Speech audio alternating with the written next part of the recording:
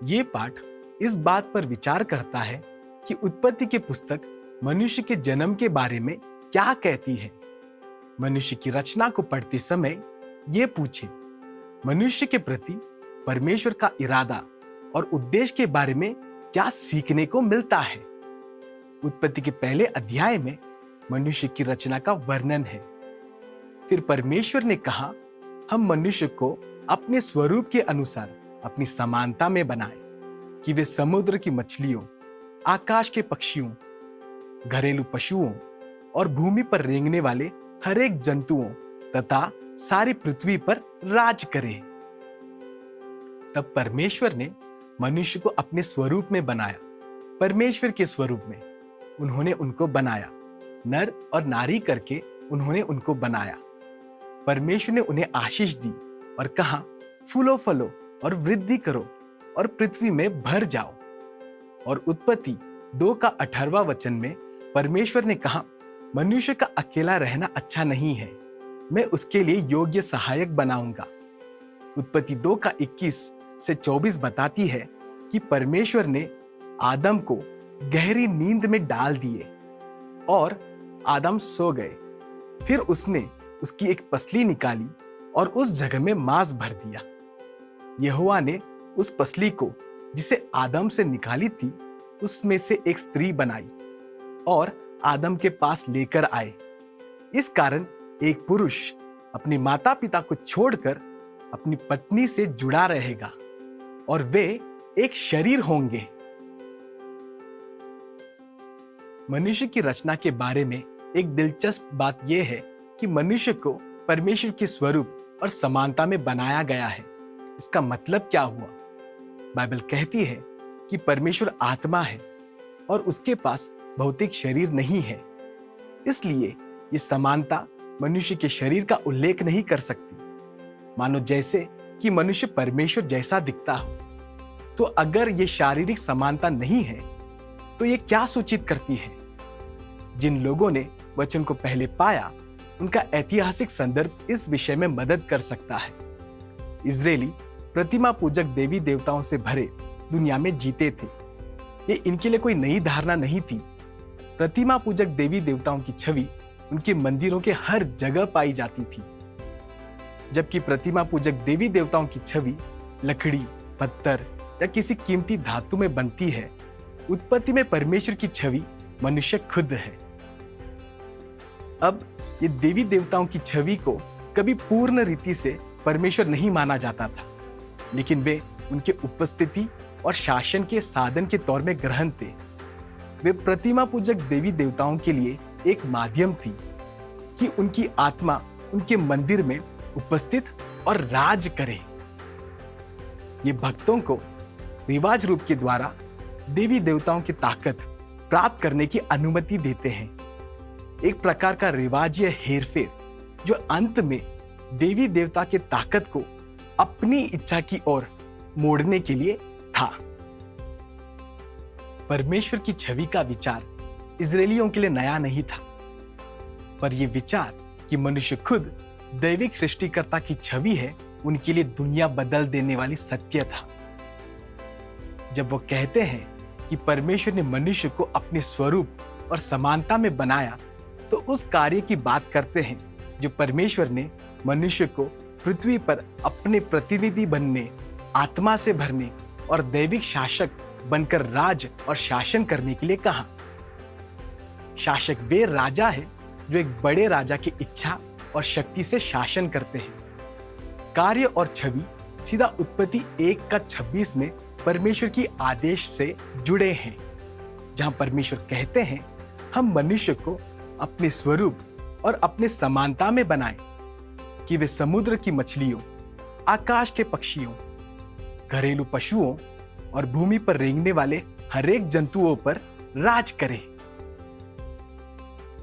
परमेश्वर ने कभी भी एक मध्यस्थ छवि के माध्यम से अपने सर्वोच्च रचना के साथ संवाद करने की इच्छा नहीं रखी, लेकिन परमेश्वर ने मनुष्य को जीवन देने वाला आत्मिक संगति का वो छवि बनाया जो मनुष्य के भीतर उसके पवित्र आत्मा के अंतर्निर्वास, उपस्थिति और शासन से आता है।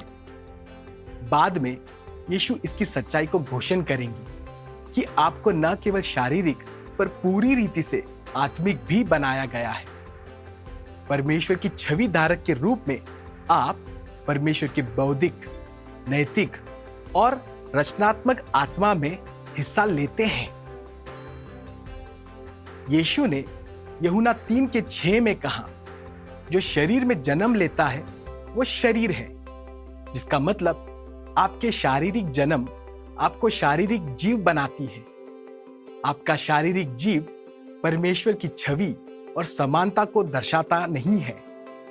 ये आपका वो हिस्सा है जो आत्मिक होना चाहिए।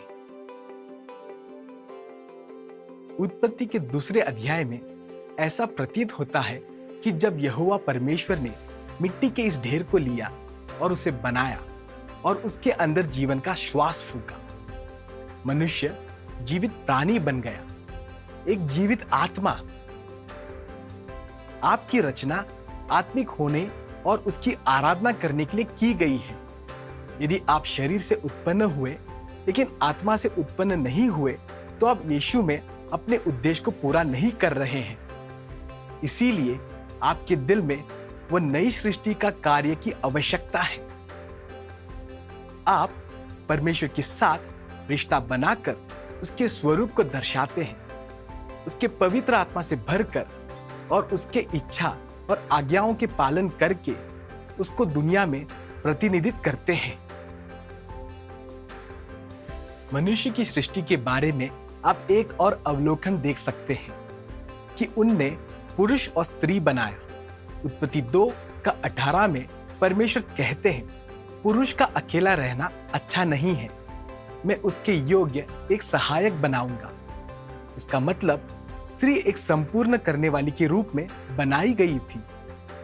परमेश्वर ने पुरुष को पूर्ण और समस्त करने के लिए स्त्री को बनाया। जब परमेश्वर इस पुरुष और स्त्री को प्रतिबद्ध उम्र भर यौन मिलन में साथ लाता है, वे पुरुष और स्त्री एक शरीर में जुड़ और समस्त हो जाते हैं, दो जिस्म एक जान। परमेश्वर ने मानव को पुरुष और स्त्री बनाया। अब कुछ लोग सोचते हैं कि अदन की वाटिका में आदम और हवा का पाप कामुक पाप था। जब एक बूढ़े संत ने कहा, मसला उस वृक्ष के फल में नहीं बल्कि झाड़ी में दो लोगों की थी, पर यह हास्यजनक है। परमेश्वर के हर प्राणी में प्रजनन जीवन का नियम है। उसी प्रकार परमेश्वर ने मनुष्य दोनों पुरुष और स्त्री बनाए और पाप में गिरने से पहले यौनिक भी बनाया और बनाकर घोषणा की, ये बहुत अच्छा है। इसके पहले परमेश्वर ने जब कभी कुछ बनाया उसने कहा अच्छा है, लेकिन जब उनने यौन रूपी एकजुट जोड़ी को बनाया तो कहा बहुत अच्छा है। ये सब पाप में गिरने से पहले। जब परमेश्वर उस पुरुष और स्त्री को एक साथ लाए, उन्होंने पृथ्वी पर आज के सबसे महत्वपूर्ण संस्था को अस्तित्व में लाया, परिवार, घर। ये परमेश्वर की योजना थी जब उन्होंने उनको पुरुष और स्त्री बनाया, दो व्यक्तियों को लिया और उन दो व्यक्तियों को एक साथ एक भागीदारी में लाया ताकि वे माता पिता बन सके। ये जीवन का महान नियम है जिससे पूरी मानव जाति को जन्म और दिशा मिलती है। जीवन के इस नियम को काम करने के लिए परमेश्वर के पास दो पर्याप्त माता पिता होने चाहिए। दो पर्याप्त माता पिता होने के लिए आपके पास पर्याप्त भागीदारी होनी चाहिए। पर्याप्त भागीदारी के लिए आपके पास दो पर्याप्त व्यक्ति होने चाहिए। इसे एक त्रिकोण की तरह समझिए। नीचे की रेखा या दोनों पक्षों की रेखा के बिना त्रिभुज हो नहीं सकता। माता पितृत्व भागीदारी के पर्याप्त पर टिकी हुई है। भागीदारी उतना ही प्रभावशाली होगा जितना कि ये दो व्यक्ति भागीदारी करते हैं। जब वचन सलाह देती है कि पर्याप्त भागीदार माता पिता और व्यक्ति कैसे बने, तो वचन हमेशा एक पर्याप्त व्यक्ति होने के साथ शुरुआत करने का निर्देश देगा। आप जो व्यक्ति है उससे शुरू करें। उदाहरण के लिए पहला पत्रस 3 अध्याय। पत्रस उस स्त्री को संबोधित करते हैं जिसका पति वचन का पालन नहीं करता है। पत्रस पवित्र आत्मा की प्रेरणा में स्त्री से बात करते हैं कि किस तरह का व्यक्ति होना चाहिए।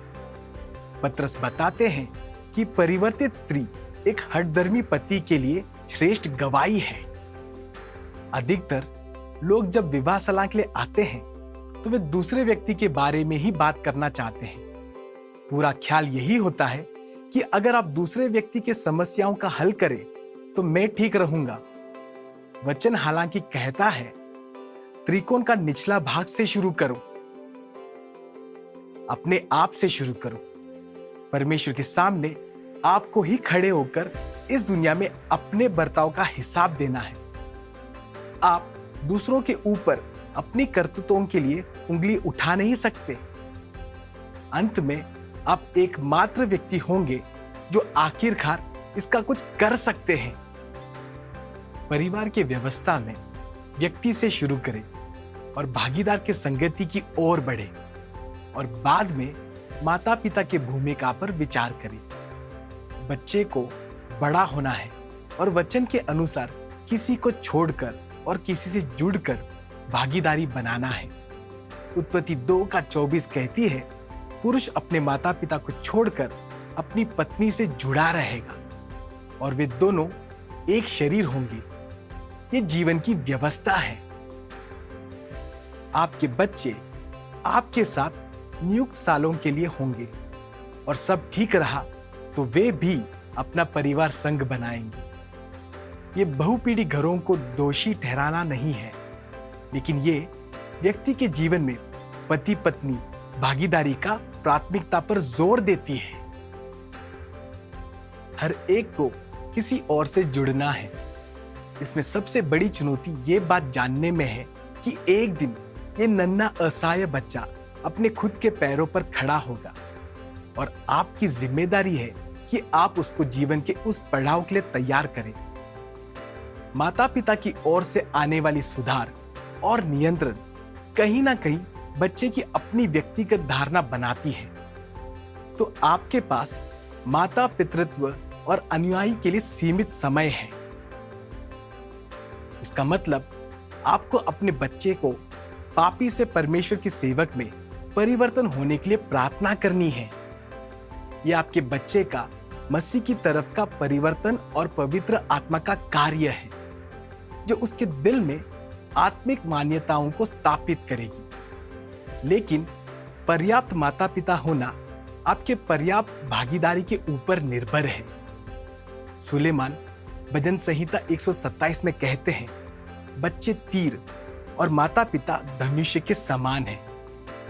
बच्चे अपने जीवन में जो जोर और दिशा लेते हैं वो इस पर निर्भर है कि किस धनुष्य से उनको चलाया गया है। इसीलिए स्वस्थ घर बच्चों के लिए अहम है। पुरुष और स्त्री के बीच एक गुणवान भागीदारी परमेश्वर का मूलभूत जीवन की व्यवस्था का मुख्य भाग है। उस त्रिकोण के उदाहरण को सोचें। त्रिकोण के शीर्ष पर परमेश्वर और नीचे के दोनों छोर पर पति पत्नी। जैसे वे दो व्यक्ति त्रिभुज की रेखाओं का पीछा करते हुए परमेश्वर के निकट आएंगे, वे एक दूसरे के करीब आएंगे। वचन के अनुसार ये पुरुष और स्त्री के बीच का रिश्ता उन्हें एक शरीर बनाता है। वे एक साथ बंधे हैं और एक शरीर बनते हैं। यीशु ने नए नियम के कथन के अनुसार जब उसने उत्पत्ति की पुस्तक की कुंजी दी, यीशु ने कहा, विवाह एक दैवयोग्य वाचा है, क्योंकि केवल परमेश्वर इसे एकजुट रख सकता है। यीशु ने प्रेरितों से कहा कि ये वाचा दूसरे सभी वाचाओं की तरह स्थायी है। जब यीशु ने सिखाया, जिसे हम विवाह संबंधी स्थायित्व कहते हैं, मत्ती के 19वां अध्याय 10वें वचन में प्रेरितों में से एक ने कहा, अगर पुरुष का अपने पत्नी से ऐसा रिश्ता है तो बेहतर हो कि शादी ना करे। जीवन भर सिर्फ एक स्त्री का विचार उसके लिए कुछ ज्यादा ही था। यीशु ने उसे सांत्वना या समायोजित नहीं किया। बस इतना कहा, हर कोई इस वचन को ग्रहण नहीं कर सकता सिवाय उनके जिनको ये वरदान दिया गया हो। ये इसलिए एक दैव योग्य रिश्ता है क्योंकि परमेश्वर ने इसे साथ रखा, साथ लाया, और सिर्फ परमेश्वर ही इसे साथ रख सकता है। ये वाचा का रिश्ता इसलिए भी है क्योंकि ये जीवन की व्यवस्था है जिसके द्वारा मानव परिवार इस दुनिया में आते हैं, पोषण पाते हैं और इस दुनिया में जीवन का सामना करने के लिए तैयार होते हैं। इस प्रकार विवाहित जोड़े योगदान कर सकते हैं और दुनिया में परमेश्वर के समाधान का हिस्सा बन सकते हैं। मलाकी 2:16 में बाइबल कहती है कि परमेश्वर तलाक से घृणा करते हैं। इस घृणा का एक कारण वाचा स्थापन का महत्व है, लेकिन दूसरा इस कारण है जिसे बच्चों का अधिकार कहते हैं। बच्चों को मालूम है कि वे उनके माता पिता के विवाह जितना ही सुरक्षित है। इसीलिए अगर आपको धीरता की निगाह देखना है तो जब आप और भागीदार प्रीतिमय होते हैं तब आपके बच्चों पर एक झलक डालें। वो उन्हें सुरक्षा दिलाती है। अगर विवाह अच्छा चल रहा है तो वे सुरक्षित हैं। अगर आप भयानक झगड़ा कर रहे हैं तो आप असुरक्षा और आतंक ले आते हैं। उन्हें पता है कि वे आपके विवाह जितना ही सुरक्षित है। विवाह एक विशिष्ट रिश्ता होता है। दैविक विवाह में परमेश्वर दोनों भागीदारों को बाकी सब से यौन रूप से त्यागने कहते हैं। विवाह में यौनिक और यहां तक कि भावनात्मक खराई परमेश्वर की दृष्टि में सर्वोच्च महत्व है। विवाह एक सर्वसंयुक्त रिश्ता भी है। सुलेमान ने सभाउपदेशक 4 में कहा, परमेश्वर की मंशा विवाह संबंधित ऐसे है कि एक 3 डोरी रस्सी जैसे हो जो आसानी से नहीं टूटती। जैसे उत्पत्ति में 2 एक होते हैं, सभाउपदेशक में 2 3 होते हैं, पति, पत्नी और परमेश्वर। 3 डोरियां मिलकर एक रस्सी, टिकाऊ और मजबूत। परमेश्वर ने शारीरिक और यौन मिलन की रचना की, लेकिन उसे गहरे स्तर में एकता का आनंदमय भाव होने के लिए भी रचा। एक ही हृदय के, एक मन के, परमेश्वर के प्रति अपने इर्द गिर्द की प्रतिबद्धता में एकजुट वे संवाद और संगति के लिए भी बनाए गए थे। जीवन की व्यवस्था के बारे में एक अंतिम विचार जो उत्पत्ति में वर्णन किया गया है। हम विवाह, घर और परिवार का अवलोकन उनके उद्देश्य कार्य से कर सकते हैं। वचन के अनुसार परमेश्वर की मदद के बिना आप पर्याप्त माता पिता नहीं बन सकते हैं। भजन 127 1 और 2 कहती है, यदि घर यहोवा ना बनाए तो बनाने वाले का परिश्रम व्यर्थ होगा। अगर नगर की रक्षा यहोवा ना करे तो जागने वाले का मेहनत व्यर्थ ही होगा। तुम जो सवेरे उठते हो और देर विश्राम करते हो, संकटपूर्ण श्रम की रोटी खाते हो। यहां इसी भजन में एक दिलचस्प वाक्य है। परमेश्वर अपने प्रिय को उसके नींद में ही उसे देते हैं। उसके प्रिय को नींद प्रदान होती है। जब आप निष्क्रिय हो जाते हैं और सब कुछ उसे देते हैं और उसके हाथों में अपना जीवन सौंप देते हैं, चमत्कारों का चमत्कार, वो आपको विश्राम देते हैं। सुलेमान कहते हैं कि जब आप अपने बच्चों को उसकी ओर मोड़ते हो और उन्हें घर बनाने देते हैं, परमेश्वर अपने प्रिय को पर्याप्त माता पिता बनने का सामर्थ्य देते हैं। संक्षेप में, आप परमेश्वर की सहायता के बिना पर्याप्त माता पिता नहीं बन सकते हैं। वचन इस प्रकार कहती है। यीशु यूहन्ना 3 के 6वां और 7वें वचन में कहते हैं, जो शरीर में जन्मा वो शरीर, जो आत्मा से जन्मा वो आत्मा है। चकित ना हो कि मैंने ये कहा, तुम्हें नए सिरे से जन्म लेना अवश्य है।